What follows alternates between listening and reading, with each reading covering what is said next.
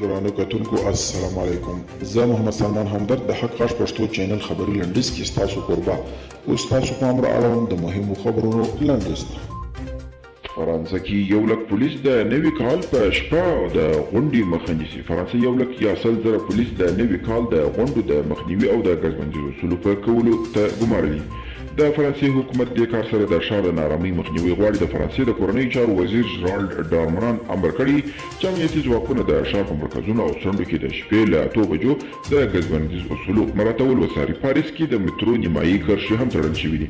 اذربایجان په کابل کې د خپل سفارت د پرانیستلو پریکړه کړې ده. د بهرنیو چارو وزارت د معلوماتو له مخې د ولسمشر علي اوف په غوښتنه د اذربایجان پارلمان پریکړه کړې چې ژر تر ژره به د دغه هېواد سفارت په کابل کې پرانیستل شي.